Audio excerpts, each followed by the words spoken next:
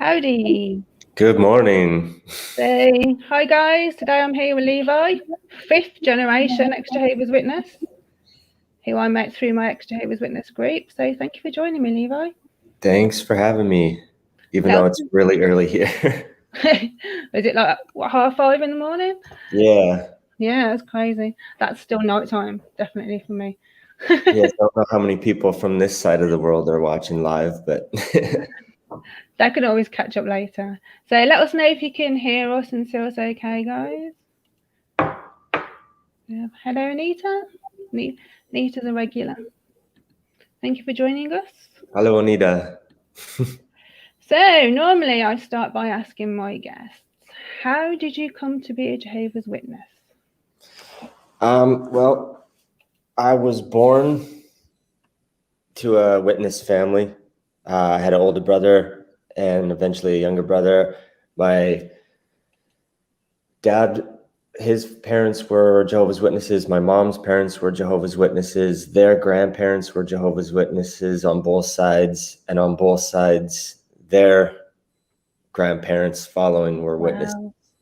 So I don't know if they were like Bible students or whatever in the 1800s or what, but I had no chance. You never stood a chance. No. Wow. So how was it for you as a Jehovah's Witness kid growing up? How was school? School sucked. I hated school. I always hated school. We lived way out in the country in rural Canada. And so our schools were small. And so like there was like maybe 30 kids in each classroom and everybody knew the witness kids. There was we were a small congregation in the country, and for some reason there was 30 publishers in our congregation, and I'd say probably about 12 of them were kids that went to school. Wow. So there's a lot of Jehovah's Witness kids in our school. So everyone knew our group as kids, and we were the weird ones, and so it was. So as a kid, did you enjoy going to the meetings and going out, knocking doors, that kind of stuff? Absolutely not. I fucking hated it so much. We were already the weird kids, and everybody knew who we were because it was such a small community. So knocking on people's doors, everybody knew who you were as you walked up the driveway, and I hated it so much. My grandparents had what they called a magazine route. So they had all these routes that they knew around the country that they would basically go and drop off magazines every Saturday and sit there for about a half an hour and just have coffee and chat with them.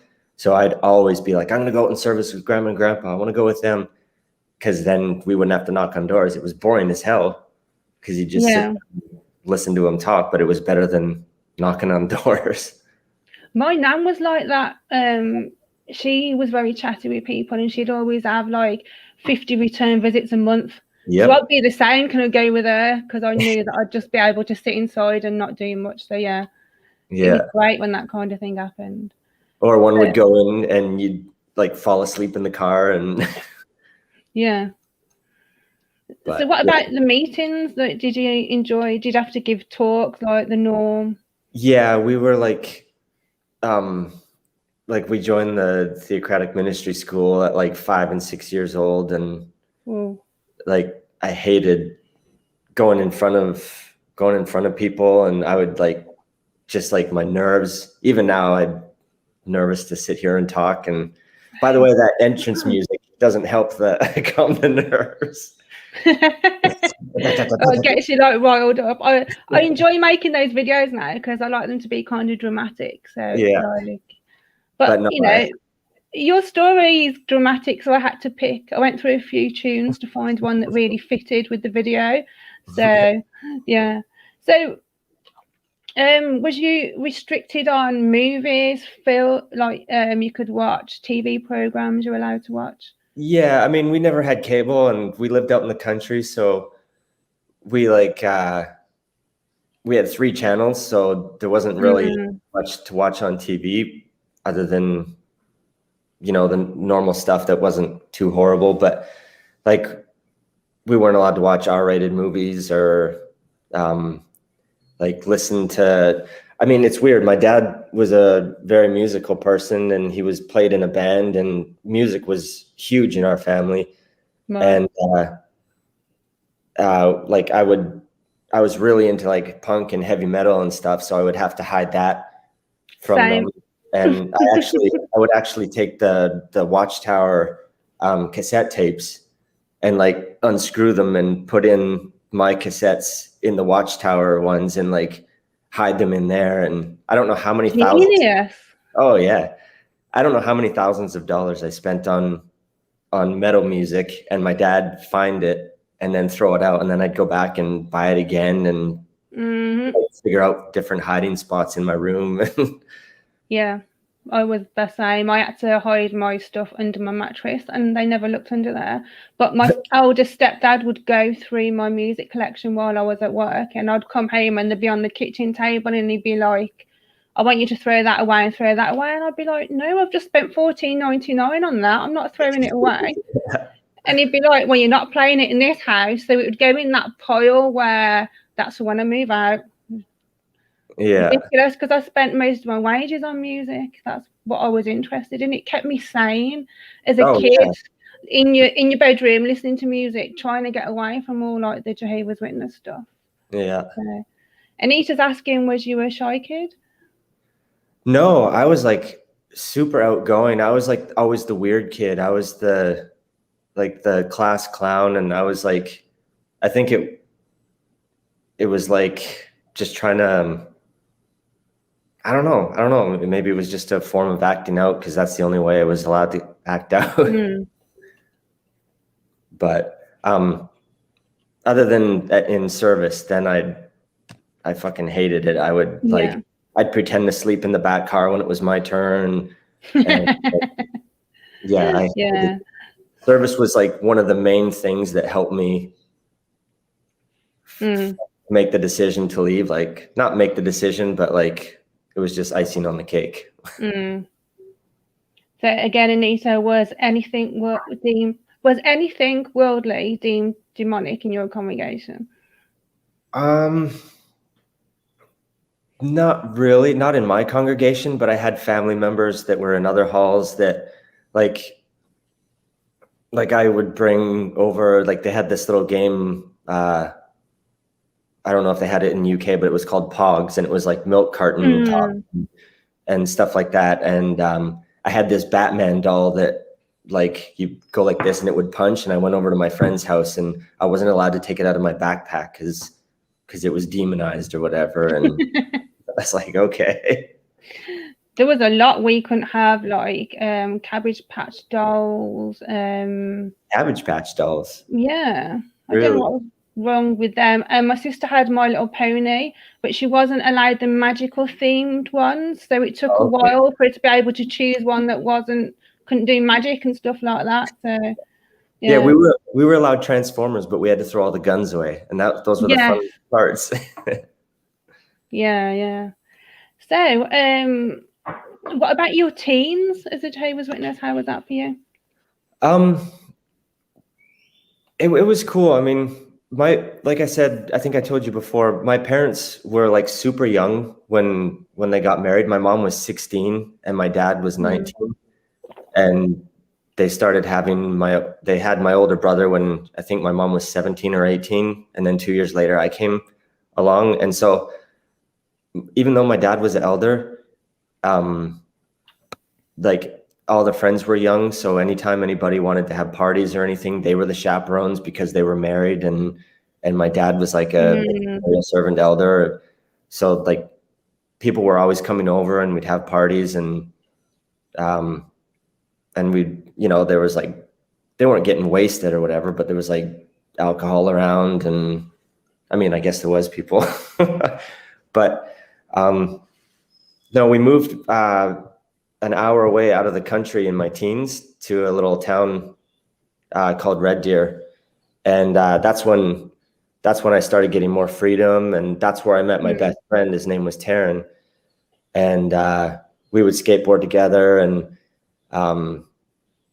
we'd go skateboarding, listen to music, try score beer, and I had a lot of freedom in my teens because my parents were starting to go through their marriage problems, so they kind of had their own thing to focus on, and which was totally hidden in secret. I didn't know what was going on. Nobody did, because the Moody's were like the perfect family, and it was really weird. And then my older brother started dating my best friend's sister, and they ended up getting married. And so my best friend became my brother-in-law. And Taryn, my best friend, he went through a lot worse in his teens than I did. His dad was elder as well, but he was like one of these controlling ones, one of these like super strict elders, and he would get the shit kicked out of him all the time. And so he would come and stay at my house, and he was more at my house than ever at his house.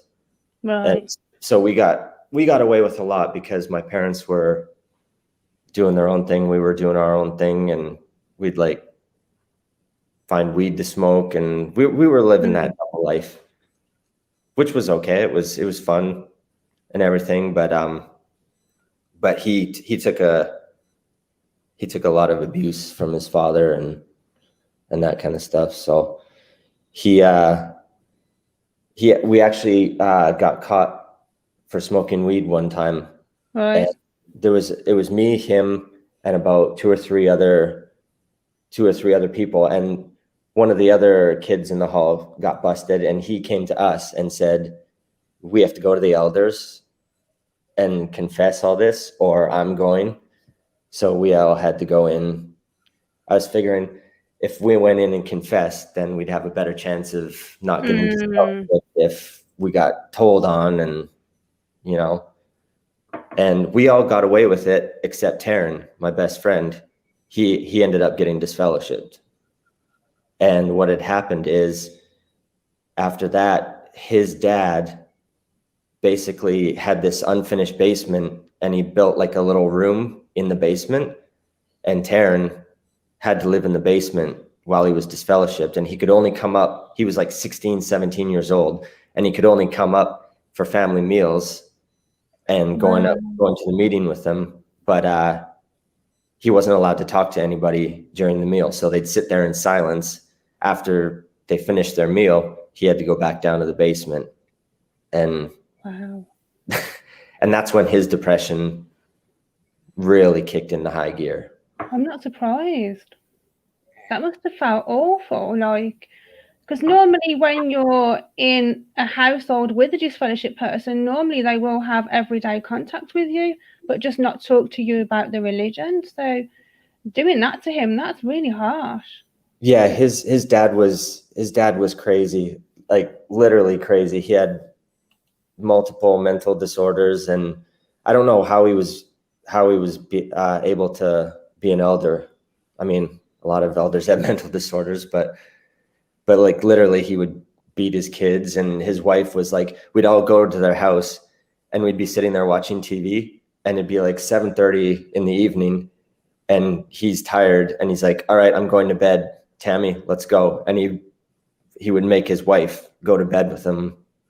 And she's like, "Oh, I'm just going to stay up and watch TV with the kids." He's like, "No, I'm tired. Let's go." And she would have to follow him into the bedroom and go to bed with him. Wow.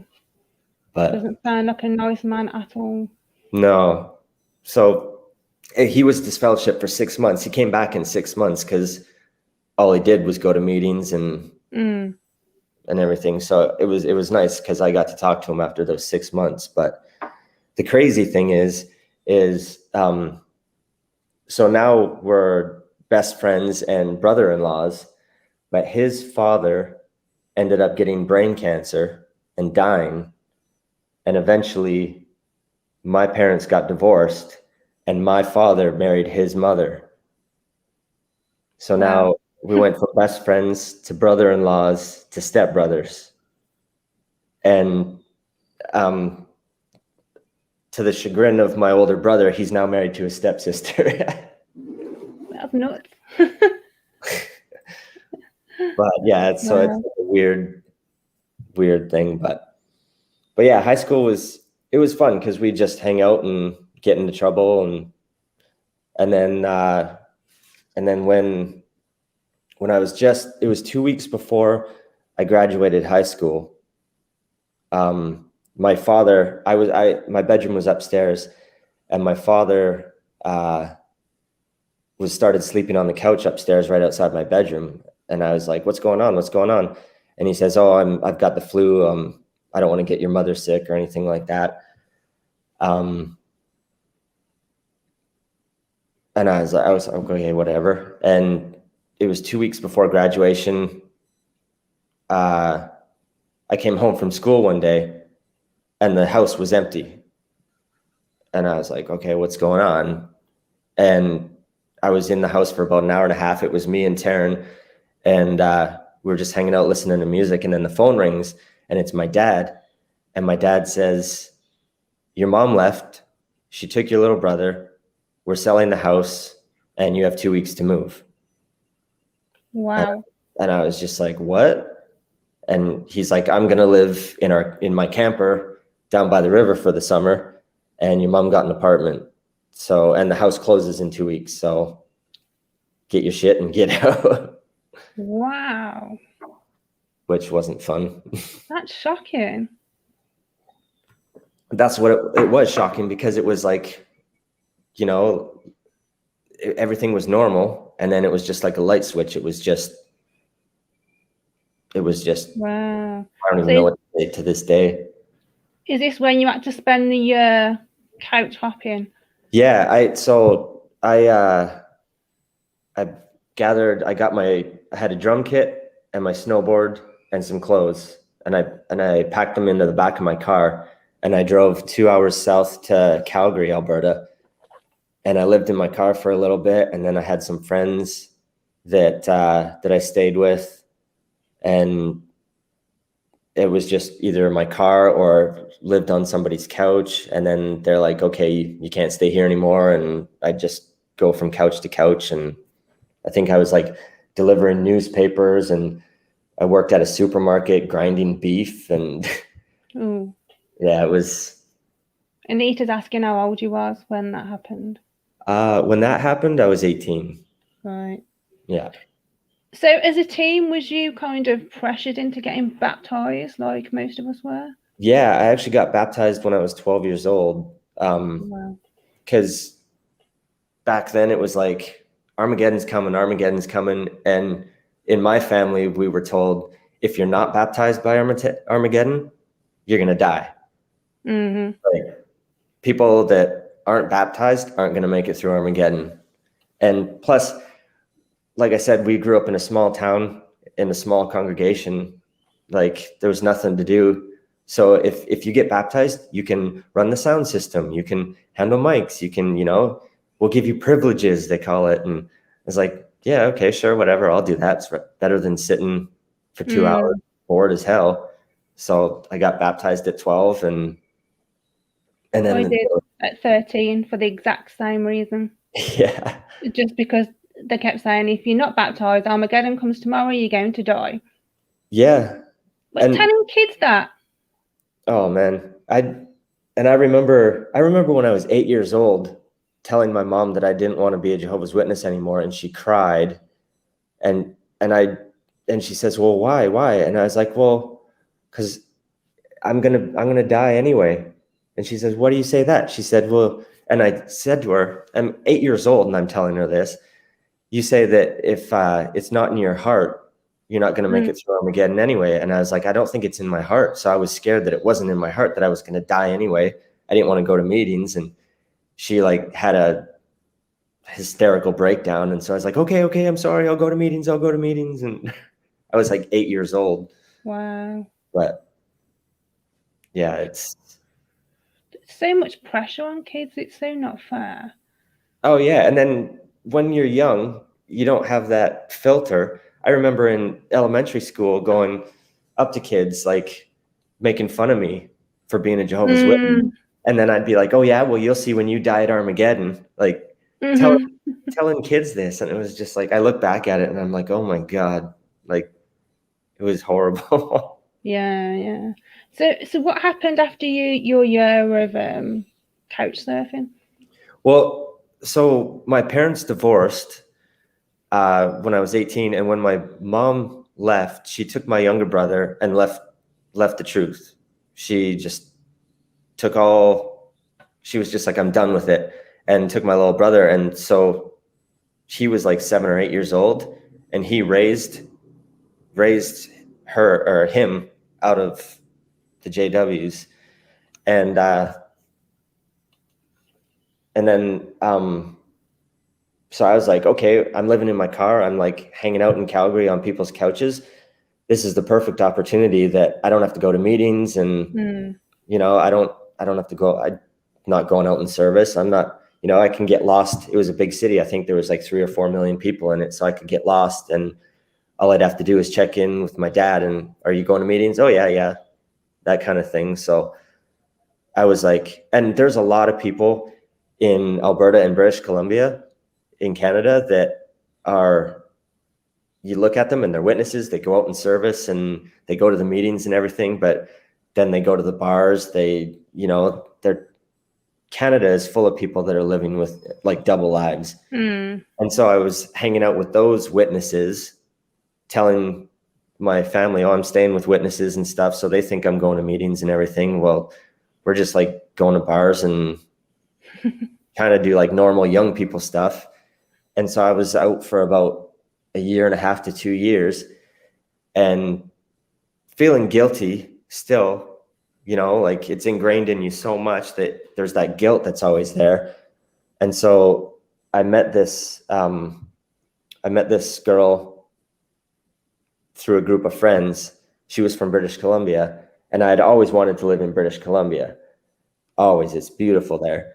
And we got to dating or whatever, and she ended up, well, she was in a different hall than me because it was a big city, and so she thought I was going to meetings too because I was hanging out with witnesses and stuff. And she'd be like, oh, why don't you come to one of my meetings? I'm like, no, I don't want to mess with my schedule. And anyway, and then she's like, so we dated for like 3 months. And then she said, I'm moving back to my family's place in BC. And I was like, oh, I want to move to BC. Can I come with you? And within like, she was moving within the next 8 or 9 months. And within those months, I was like, okay, well, maybe this is the kick in the ass I need to get my life back in order. And we got engaged, got married, and moved to British Columbia. And all of a sudden, after 2 years being out, I'm married to a witness girl. Wow. Who's pretty on the straight and narrow. Like, so yeah, life went back to being fully on as the Jehovah's Witnesses. Right. And I mean, it was fine because when we moved to BC, we moved to this little town and I met some really cool people. I became friends with a lot of the people in the hall, and they were the same way though. Like, you'd get wasted on a Friday night, but it was okay if you woke up and went to the service group the next morning. I don't know how many times me and my friends were so hungover at the service group, and then can we all work together, and then we'd go for breakfast. And one of my best friends' dad was like the presiding overseer, and his favorite line was, because he would come and drink with us too, the presiding overseer. Wow. His favorite line was, be good, and if you can't be good, don't get caught. And it was just so much hypocrisy, and I hated it so much. Like, there was so much hypocrisy. So I could never be like a fully good old Christian witness, you know? I wish there was more like your friends when I was in, because like I was the bad association. I was the one living the double life, and it was hard for me to find similar people to hang around with. Moved to Canada. Oh my God. they call BC, British Columbia, they call it barely Christian because it's like they live in the mountain towns by the ski resorts and they party, but as long as you're there for service in the meetings and put on a good face, wow, it's insane. I used to be hungover at a few meetings because me and my friend would go out on a Saturday night, and the pub we used to go to, Stella, was about, I think it was on offer for £1 a pint or something stupid. So we used to drink about 6 pints of Stella, walk home, crawl into bed, and then wake up on Sunday morning having to get to the meeting at 9:30 in the morning. So yeah. I used to fall asleep a lot. There was a few times where my stepsister, Taryn's younger sister, would come up to me and my friends and be like, "You guys need to leave. You guys reek of liquor. Like, get out of here." And I'm like, okay. So, like halfway through the song, go home. But yeah, I'm all over the place. So you got married to a witness at 21. Yeah. And you went back into it full time. Yeah, I mean, as full time as I could, because I'd like put in my 2 to 4 hours of service a month. Like, I'd always come up with excuses. I was sick, or I was too tired from working too much the day before. And my wife would always go out and service. She's like, "Well, I'm going. You can stay here," or whatever. I used to wake up at like 3 a.m. on a Friday night, get out of bed, army crawl around the bed, and unplug the alarm clock, hoping that she would sleep in so that we wouldn't have to go out and service. Right. Yeah. But so then at some point you decided, obviously, you wanted out again. Yeah, I mean, I just didn't know how, because I didn't want to mess up my marriage, my family, anything like that. And I'm the biggest pushover in the world. Everybody that knows me knows that. Like, I just usually follow the crowd. And so I was like, putting in my time and trying to look like a good JW or whatever. And in the meantime, my older brother and his wife moved to the Dominican Republic to serve where the need was great. And my brother invited me and my wife to come out and visit them for a month. So we went out there for a month, and I was just like, I had never traveled before. And I was just like, oh my God, this is the coolest thing. Like, I'm meeting new people. And I was hanging out at the beach while they were going out in service and spreading the word and everything. And so I said, I convinced my wife that we needed to become need graders. And so we went home to BC, put our house up for sale, and within a year we had sold it and moved down to the Dominican Republic. And we were going to be need graders. And we were on the beach. We were there for about 4 years. And that was when it really started. I started to fade because there was no English in the congregation. I didn't speak Spanish. So service, I would just like go and walk through the barrios with my brother and listen to him preaching. And then again, it was like, okay, I'm not feeling good, you go out and service, and not feeling good, you go to the meetings. And I spent most of the time hanging out with my worldly friends on the beach than doing that. And then the elders in the hall were like, "Why are you here, Levi? Why are you here? Like, you're not here to pioneer, you're not here to do this." Like, and so I got like a really, I guess, bad reputation in the town from the witnesses because I wasn't there pioneering or whatever. And then some of the people in town would confuse myself and my older brother because we look very similar and we're the only two redheaded white guys in town. And so I'd be like playing cards and drinking beer on the beach with my friends, and people would be coming up to my brother going, how come you're a Jehovah's Witness preacher and you're drinking on the beach? And so he wasn't too happy that I was there, and he told me to leave. And right. But, sorry. No, go ahead. Anita's asking, like, the lifestyle difference between you and your wife. Did it cause her to question you? Yes and no.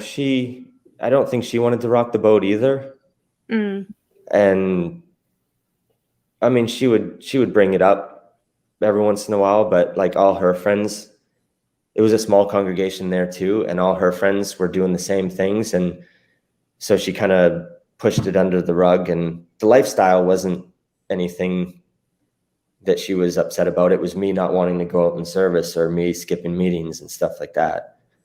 Right. But then we moved back to Canada, and through all this time, my brother Taryn, I just call him my brother because he's my stepbrother. My brother Taryn,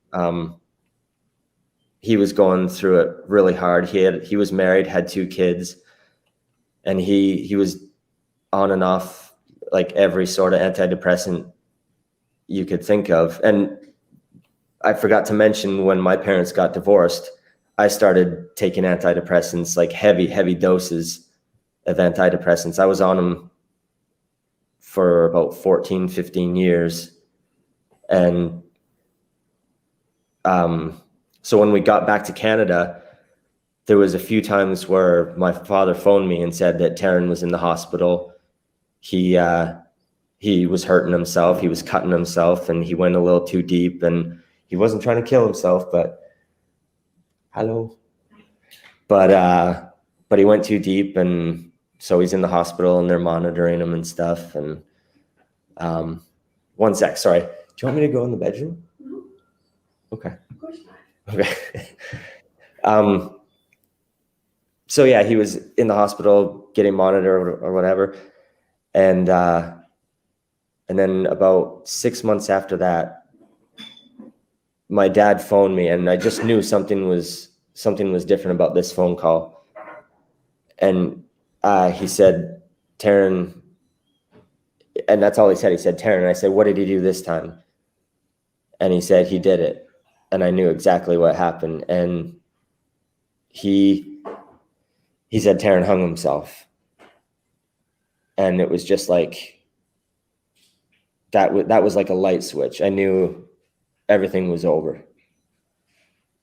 I mean, that was the only person that I've ever felt more myself with, was and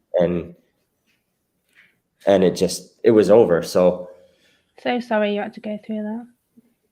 Yeah, it was pretty bad, and everyone knew us, like we were inseparable. So I was living on the other side of the country, by Toronto, and they were in Alberta. So I flew back with my wife to Alberta to go to his funeral. And there was like over 400 people at his funeral. It was in a school gymnasium. I don't know if that was whether because he committed suicide, he wasn't allowed in the Kingdom Hall, or if there was just too many people. But that was the last JW service, I guess you could call, that I ever went to. It was his funeral. And it was like 2 or 3 months after that, me and my wife, I just like stopped going to meetings, and she confronted me about it, and I was like, it's done. I'm over it. Because if I keep doing this, I'm going to end up where Taryn is, and that's not going to happen. And without going into too much detail, she was like, all right, well, is this over? Is it over? She was like at the door, and I was like, don't say anything, Levi, because if you say anything, it's not going to be over, and you're going to get sucked back in, just because that's how I am. And she walked out the door, and that was it. Wow. So do you think your brother's issues was Jehovah's Witness related?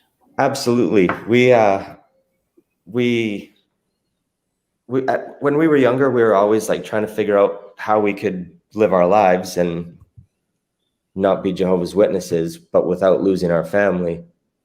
And it just wasn't possible. And So, and I mean, he had issues going in and out of being a JW. He'd phone me up and he's like, yeah, I'm not going to meetings. And then 2 weeks later, him and his wife are like taking pictures of them going out in service and stuff like that. But I'm just going to go in the other room real quick. Why? I can't think. Okay. You can tell her. His new partner's making him nervous. You can watch it later. I will be.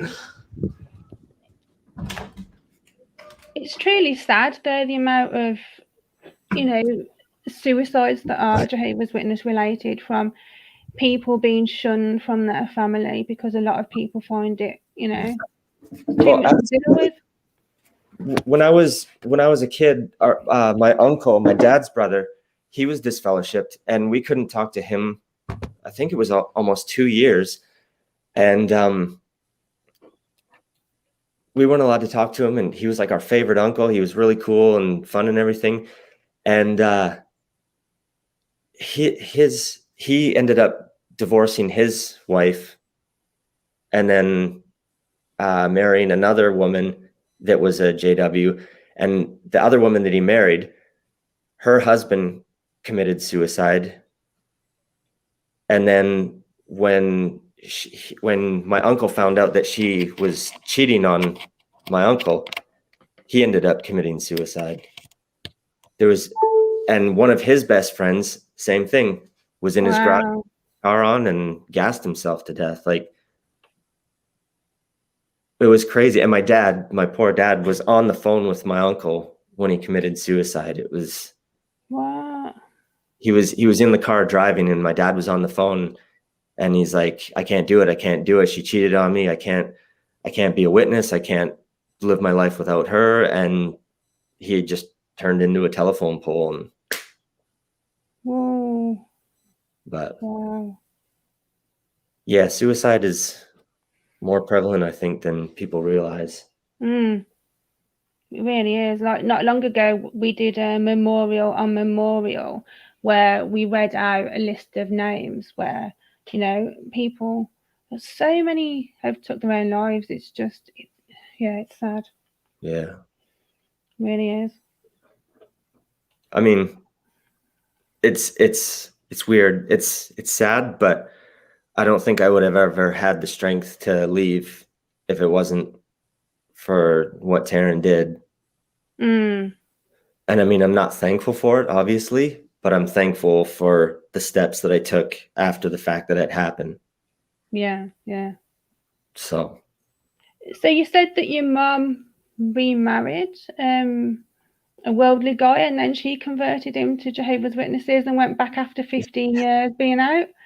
Yeah. So, yeah, she left for 13 years, and ever since my parents got divorced, I barely had any contact with my mom. Like, every once in a while I'd call her up or whatever, and not because she left, but we just didn't have a good relationship. I blamed her a lot for the divorce. And it was weird because she'd be on Facebook and post pictures of her and my younger brother celebrating Halloween and Christmas and stuff like this. And then all of a sudden, she marries this guy who she meets on the internet, and she like insists that we all meet him. So I was like, all right, fine, I'll meet him. And I was a witness married to my wife at that time. And he's like, oh, your family's super nice and really accepting. What's this Jehovah's Witness thing about? And he started studying, and then he's like, oh, I think these guys know what they're talking about. I think they have the truth. And my mom told my aunt, well, he's a smart guy, so if he believes it's the truth, it must be the truth. And so she went back. I'm like, are you kidding me? Wow. Thankfully, my little brother was old enough that he didn't have to go back with her. So at that point, you was out. Did you get disfellowshipped? No. Well, I don't know. I don't really know, because I had the elders say, hey, we want to meet you, because they all knew that what I was going through with Taryn, and I wasn't going to meetings and stuff, so they wanted to encourage me or whatever. And I was like, honestly, I can't do it. I can't talk. So I just kept, no, I don't want to talk. I don't want to talk. And I've never had that meeting. So I don't know if I've ever been announced or anything like that. But I do know that my grandfather, who is 84 or 85, he recently left the JWs, and they had a elders meeting with him, and they took notes, but they forgot the notes at his house when they left. And my aunt took photographs and sent them to me. And in the notes, it said that his grandson Levi is an apostate. So I'm assuming. Wow. I'm assuming that I'm disfellowshipped somewhere on some record, whether it's, I don't know. April, I agree. The organisation do really break up families. For sure. Absolutely. Yeah. So how was your mum with you when she went back to the meetings then, obviously, if you wasn't going? I mean, she came back before I was fully out. Right, okay. And I mean, I jump all over the place. I'm sorry from like future to past, but like she knew that I was always like, I mean, I actually started getting tattooed at 18 and I would just hide them. Or my first tattoo I got, I was like, they're like, you need to go tell the elders. And so I was pretty good at faking. I was a pretty good actor. So I went, I got a tattoo. I'm so sorry. And they're like, all right, well, just don't do it again. And okay. And I went and got another one and got another one. But no, my mom she was fine, like talking to me or whatever. But ever since she divorced my dad, we never had a good relationship. Whether we were in, she was in, I was out, whatever. We've never had a good relationship. Right. But so where did your life go after that then? So you've moved around quite a bit. You've been married to a Jehovah's Witness lady, and that's finished. So yeah, we were married 13 years. Wow. After I left and after she left, she kept phoning me. When can I divorce you? When can I divorce you? And I was like, what do you mean? She's like, well, you have to sleep with somebody before I can divorce you. And I was like, all right, well, I guess I'm on a mission. And like, so I started seeing this woman and told my wife, okay, you can divorce me now. You're free and clear. So that went pretty quick. And I mean, we didn't have any assets or anything. So the divorce was quick, cheap. And we lived in the same neighborhood. So anytime she would see me walking around the neighborhood, she'd slow down and give me the finger and drive off. But yeah, so I was just like a teenager again, trying to figure out where I fit in the world. And so I dated a few women and just like met some new friends and started doing my own thing. And then one night at the pub, I just walked into the pub and there was this woman across the room, and I waved to her. She waved to me, and I sat down and started talking to her. And it turned out she was like, she worked at the college in town, and she had this program in Africa that she was like, I forget what it was, but it was some student engagement thing where they would send kids to Africa and help students there, or I don't even remember. But I had always wanted to go to Africa, and we started talking, and we started seeing each other. And then we went to Kenya and Rwanda she went for a month and I went for like 2 or 3 weeks just to go like hang out, and things went fine and everything was good. And then we came home to Canada, and just as we came home, the economy was going down, and I was working construction, and it was right before Christmas, and I started living with her, and she said, go get me some food downtown. and the street was blocked off because of the Santa Claus parade. So I walked, and there was a taco shop right beside this tattoo shop. And I had just got laid off from my construction job. I've been an artist my whole life. I was a painter and everything. And I was like, fuck it, why not? Now's the time. I'm gonna do what I want to do. And so the very next day I went in with my drawings, and I had already started, like, I bought a machine online and started tattooing my friends and stuff. And then the next day I went in and said, hey, I want an apprenticeship. And he's like, he was an alcoholic drug addict.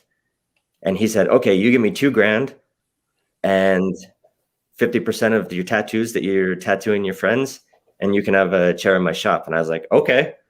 So I scraped together $2,000, and the next week I was an apprentice tattooist. And I basically just tattooed my friends in his shop, gave him half the money while he passed out with a fifth of vodka under his under his table. And that's where that started. Wow. I got offered a course once, but he wanted, like, I think it was $1,000, but it was just for a 3-day course. And I just thought, no, because I brought a tattoo kit off eBay, tattooed a few of my friends, they tattooed me. And yeah, I quite liked it. But then, I don't know, I just thought, I don't know if I'd want to do it 24/7. I think that would have took the joy out of it for me. And it's very hard industry to get into. Everyone's really secretive and territorial. So when this guy just wanted $1,000, I was just like, yeah. Well, honestly, I'm the kind of person, if I want to do something, I'll do it. And if somebody's not going to teach me, I'll find a way. I'll teach myself or do it my own way. And that's basically the reason I live in Costa Rica right now and own a tattoo shop, is because this guy didn't teach me a thing. He was a drunk. And so I told my girlfriend at the time, I said, I really want to leave the country again. She loved to travel. I wanted to, like, live like I lived in the Dominican again, just like freedom and do my own thing. So I said, let's move to Costa Rica, and I'll see if I can get a job tattooing there. And she actually was a writer online for the cannabis industry. And so I was like, okay, sure. And so I went back to my boss and I said, I'm going to give you my 8th month notice. In 8 months, we're going to move to Costa Rica and I'm going to tattoo there. And he said, yeah, that's fine. All right, cool. And then the very next day I finished my first tattoo, and he came in and he said, are you done? I was like, yep. He says, yeah, you're done. Get your shit and get the fuck out of my shop. And I was like, what? And he's like, you're not going to amount to anything. You're taking this for granted. You're going to ruin your career for 6 months in the sun. He's like, fuck you and get out of my shop. Wow. So, okay. So I went home and told my girlfriend this. And I said, do you want to move in 3 months instead of 8 months? And she's like, sure, why not? And 3 months later, I Googled Surftown, Costa Rica. 2 towns came up. I flipped the coin, and Tamarindo, the one that I'm in right now, landed, and we moved to Costa Rica. Cool. And then me being that whole JW thing came back in, and like, oh, maybe I should marry this girl and start over. She seems normal, and that was the biggest mistake ever. We got married here in Costa Rica, and things went south quick. But yeah. But you stayed there, and yes, she had some undiagnosed mental disorders, and I don't want to go into it because there's a lot of people that suffer from that, and I don't want to say people that have those types of mental disorders. I don't want to say anything negative about them. But there was a lot of negativity that happened, and verbal and mental abuse that went on. Right. And so she left. She went back to Canada, and that was we came here in 2016, and she went back a year and a half, 2 years later. So the beginning of 2018. Yeah, beginning of 2018. And so I was back. Second marriage over. I don't think Jehovah's Witnesses have a very good track record with relationships. Yeah. It's just everything is so mixed up and not, I guess nothing's normal, but yeah, true. Yeah. So my second marriage ended, and then a few months went by, and this woman came into the shop, and she got tattooed, and we kind of hit it off. That's the woman sitting on the couch right there. We hit it off, and we've both been previously married. She was married to a Costa Rican man, and I was married twice. And on the tattoo table, we were talking, and she was talking about her divorce lawyer, and I said, "Can you give me his number? I really need to get divorced from this woman." And that's how we started talking, and then we started seeing each other. And I said, "Okay, we're in our late 30s. We've been married before. Let's just cut to the chase and get all the weird stuff over with. Do you ever want to have kids?" "Nope." "Okay, me neither. In fact, doctors say both of us can't have kids." Right. She says, "Do you ever want to get married again?" "Nope." "Cool." So we're like on the same page. Things are going good. And 3 months later, she gets pregnant. Wow. With our baby. You can show that picture now. Yeah. She's she'll be 2 in July now. Yeah, that's our little girl, Kobe girl. Bless. And wow. So that's basically a miracle. If you're going to believe in a miracle. Yeah, it's crazy. Like it's just really crazy. She Meg, my partner, she works at a place here in Costa Rica called Rhythmia, and it's the only legally licensed ayahuasca center in the world. And she said, I mean, things happen really quick between us, and so she was like, if we're gonna have this baby together, if we're gonna do this, I want you to come see what my world is all about. Mm-hmm. Like, okay, I'll try anything once. And gosh, she is gorgeous. Thanks. And I just thought it was a bunch of hippies getting high out in the bush, drinking DMT. And I was like, all right. Well. And I did 4 ceremonies in 1 week. And the things that came to light were like, it's hard to describe to somebody, but I saw how we conceived a child. I saw how things in my life, like even though I justified everything I did in my life, leaving the Jehovah's Witnesses, and I was right, I was right to do this, and it showed me that like I could have handled it better in different ways. I could have acted differently. I mean, I wasn't the best husband. I wasn't the best son. You know what I mean? Being a Jehovah's Witness, I think teaches people how to be really good liars.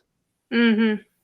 Because you're expected to live this life, and you show through your actions, you do everything you can to show that you are living this life. But I don't think that, I would say probably like 90% of witnesses aren't actually, in their mind, aren't these actual people. Like people that are really zealous, and I'm sure in their mind, I'm a good JW, I'm good, and I'm doing everything right, and this is the truth, and hail Jehovah and all this. But I would say like a good 80 to 90% don't feel they ever match up, and so they lie about it.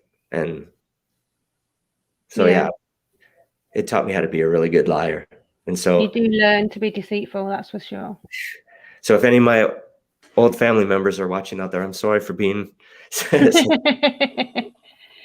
Yeah. A lot of people are like that though, and that's why they call it living a double life, because you feel that the stuff you want to do, you can't be your own person, you can't be true to who you are. Mm-hmm. You've got to put on a charade and be who they want you to be, so you end up doing both. Yeah. A lot of people do. So I always say it wrong. Ayahuasca? Yeah, ayahuasca. I looked into that last year because one of my friends told me about James English, who's got a YouTube channel. Yeah. And he interviews some really good people, like criminals and that have big time criminals that have turned their life around. And he did some videos on that, and he actually went to a camp and he had it. It got me interested in it. Mm-hmm. I don't like being sick, so I think that's what would put me off, because a lot of people that are at the camp, it made them literally like throw up for days. And my friend told me that he took a lot of mushrooms and proper tripped out. And then he's been microdosing since, but his depression and most of his anxiety has gone. I've heard a lot of people done that. I haven't. Sorry, go ahead. I watched a documentary then on an ex-policeman who had really bad PTSD, and he went to this one place where his friend was running, I think, and it wasn't legal, but they took a shitload of acid, and that cured him. Yeah, it's like, I forget exactly how they put it, but it's like a reset for your brain. Like there's parts of your brain where your serotonin is located, and it's like the chemicals that that are missing or lacking when you're depressed. It's like LSD or DMT or whatever. It resets that to, I guess, normal, whatever you want to call normal, and it's almost like it gets those levels back to a normal human being. It's interesting, like, I've asked you if you want to do like another chat in the future on that and go more into. Yeah, absolutely. It's if you've never experimented with psychedelics, it can sound really weird and really, for lack of better words, fucking crazy. Like, I've always been scared. Like, a lot of my friends used to do acid. I've never done that. I always think I'm going to go to the dark side, because I don't know. I just think I will end up regretting it, because I'll go to somewhere where I don't want to go. I don't think I'd go into a happy place. So I've always kind of backed out of doing it. It's funny you say that, because on one of my ayahuasca journeys, I was laying there and I was feeling guilt. I was like, because any psychoactive, like even marijuana, Jehovah's Witnesses are always saying, it opens you up your mind to the demons and the darkness or whatever. And I was laying there on my mattress, and it was like my dad was sitting there over me with his arms crossed, looking at me, saying, "Look at what you're doing. What are you doing?" And I felt guilt. And I was like, well, you know what? I'm here. I'm going to fucking put it to the test. And so I was like, in my mind, I'm thinking, all right, if the demons or if Satan is going to enter my mind's fucking open now. Let's have it. Let's go. And this is where it gets weird. But so I was standing at the gates of heaven. This is all in my vision. I was standing at the gates of heaven, and there was a gatekeeper there. And I said, I need to talk to God. I need to talk to Jehovah right now. I need to know if this is true. And he says, you're not ready. And I said, what do I need to do to be ready? He says, first of all, you have to go to the bathroom and take a shit. Second of all, you have to go to the shaman and get another drink. And so I went to the bathroom, crawled my way up to the shaman. And he says, what do you need? I said, the gatekeeper of heaven says I need to take another drink. So he gives me another shot. I go back to my mattress, and I'm at the gates, and I said, let me talk to Jehovah. We're talking about this right now. And he says, are you ready for this? And I said, yeah. And the gates open, and all these cartoon like devil faces came out like this. And I'm like, this is bullshit. This is not real. I said, no, I need to talk to Jehovah right now. And they all like poof, disappeared. And there's like this painting in the Revelation book of all the angels standing on the clouds, looking down at the globe. Mm-hmm.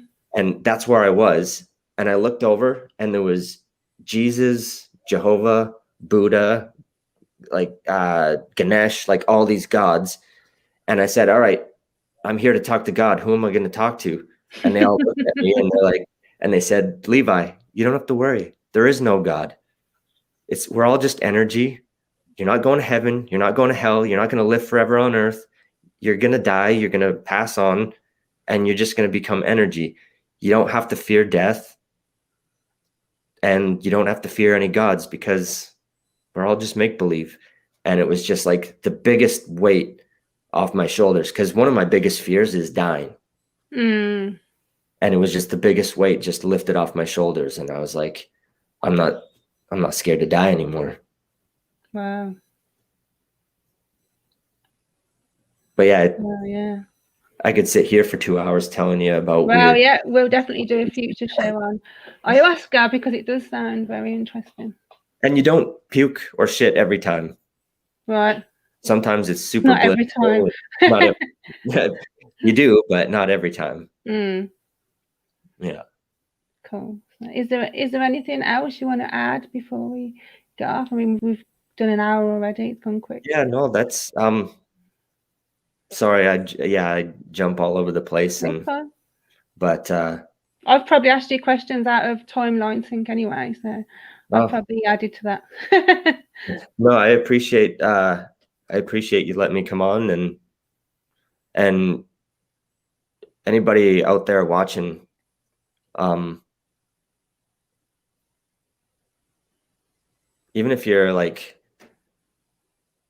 don't be scared to start your life over. Even if you think you're too old. I truly believe that my father, if he was younger than he is now, and if he just had nothing left to lose, that he would be out. There's so many people here that think that they're just too old. Like, oh, I've wasted my entire life. I might as well go all in and just wait it out, and I'll either die of old age or natural causes, or Armageddon will come. Either way, I might get it. If they're on that fence, don't wait. Yeah. Get out and live your life, even if you're in your 40s, 50s, or 60s. Like I said to you earlier, I left in 96. I was 21. But when I left, I said to my elder stepdad and my mum, if Armageddon comes, I'll die. I'm not going to get through Armageddon anyway. So what's the point? I might as well go out and live my life. Yeah. And I left in 96, literally thinking I had a few years left. And we're here in 2021. Yeah. And still no sign of the end. So it just shows, don't just give up and just think, oh, I might as well just stay. Yeah. I never thought I'd see the age of 25. Like, it's crazy how, you know, like my dad, he never saved for retirement. We'd barely go to the dentist, you know. Oh, Armageddon's gonna come, we'll have perfect health, perfect teeth, and we won't need retirement savings. That's one thing that I'm not going to do with my daughter. I'm going to teach her like how to save money and how to prepare for that, because I'm 40 years old and I have nothing in my bank account. I have no retirement savings. I have no plan. Like, I'm going to be tattooing till I'm 70 years old. And it's great that you've accomplished that now and got a career doing something that you obviously love, because that's another thing. You're told, don't go to college, don't go to university, because the end is coming. Spend your time giving all your time to the organization, and you end up coming out with, you know what I mean, where you could have had a career for years and done things. So Anita, wow, you've been out since 2019 and you're 60, so you left. Good for you. Late in life. Wow. I love to see that when people are older and come out. Yeah, my grandfather was in his 80s, and he got a fellowship like a couple of years ago. That's great. Really cool. So I need to ask as well, if you want to touch on this, do you believe in anything now? This is where it gets confusing, because a lot of the people that drink ayahuasca, like I go every week, I volunteer there every week and drink during the ceremonies and stuff like that. A lot of the people that go there and that work there are extremely spiritual. And when I first started going, I was like, oh, great. Like I told my partner, I'm like, I already left one cult. I don't need to join another cult, you know? And so this is where I struggle, because I don't know what I believe in. I mean, I don't believe that there's one God. I don't believe in Jehovah and Jesus Christ. I don't believe that there's one omnipresent God that is ruling everything and controlling everything and has got a plan for us. I believe that, I mean, the complexity of creation and just everything is so mathematically precise and works a certain way. I have to admit that there's got to be something that designed all this. But do I believe in God? No. I believe I'm going to be a good person. I'm going to love the hell out of my daughter. I'm going to love my friends and tell people that I love before I lose them, that how I feel about them, how much they mean to me, be grateful. And yeah, that's what I believe in gratitude. I would just say I'm atheist agnostic. Prove it to me and I'll believe it, basically. Like, I'm a fact proof person. Until you can prove it, then. And I always say as well, even if the God of the Bible is true, he's a narcissistic, evil, serial killing, dummy throwing arsehole.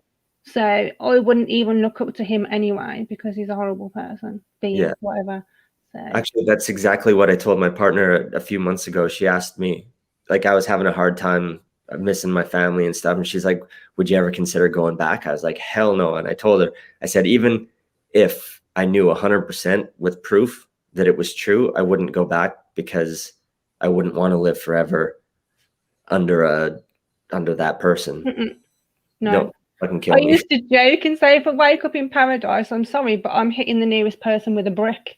I don't want to be there. Yeah. So, there's just a few more comments from Anita. Become more empathetic and loving since leaving JWs. Yep. And no doubt a lot less judgmental as well. Oh, absolutely. 100%. Yeah. People are, and I think people that judge other people when they're witnesses, like secretly, whether they realize it or not, are really judging themselves. Like it's something they hate about themselves, and they're judging other people they're judging people for the exact same thing that they either want to do or secretly are doing, if that makes sense. Yeah, I think Anita's on our wavelength. No one would drag her back. Kill me now. So, on that note, is there anything else that you wanted to add? No, I think that's it. Well, thank you very much for joining me and telling me what must have been hard to speak about with the suicides that you've, not gone through, experience with your family. It's so sad that so many have to go through that, and until the governing body change, it's probably not going to change, which is a sad thing. Yeah. And so many people so many witnesses are on antidepressants. So many, like everyone I knew growing up was on something. Like, I don't know how, I don't know how it isn't talked about more. Yeah. But it's definitely caused me to have depression and anxiety later on in life. And I realise now, when I think back, that it started there. And someone made a comment in my group the other day saying that they don't see why people link what their problems are now to JW life. And it's like, well, if there's a direct connection there, we don't just, because they kept saying we assume it is. It's like, no, I know that being made to give talks on that platform started my anxiety, because I had a panic attack 5 minutes before I was supposed to give this talk. And I said to my mum, I can't do it. And I handed her my Bible with all my notes in and said, you're going to have to do it. And I had to go out the back of the hall because I was having a panic attack. But I didn't realize it was a panic attack. So I know that that's where my anxiety started. So sometimes you can pinpoint the fact that our issues come from being raised and forced into being in that religion. Yeah. And if there's anybody out there wanting to fade, you just want to come and talk to people that have left, if you're thinking about leaving, I've got a group on Facebook which is now 13 years old, which I'm shocked it's that old now, but it's called Ex Jehovahs Witness Unite, and you're welcome to come and join, even if you're ex-Amish, ex-Mormon, ex-Scientologist. We've all been through basically the same stuff. So you're welcome to come and join, even if you've got family who are witnesses, ex-witnesses, if your partner is, and you need some advice or some support, then come and join the group. So, as we mentioned, I will do a future show on ayahuasca with Levi, where he can tell us more about that, because that is very interesting. So thank you everyone for joining us and commenting, and I will find my outro video. And I think I'm back next week. It's my birthday tomorrow, so I'm going to go out Saturday, celebrate. It'll probably take me till Tuesday to recover. So yeah, I'll be back next week. So I'll speak to everybody soon. Thank you so much. Bye.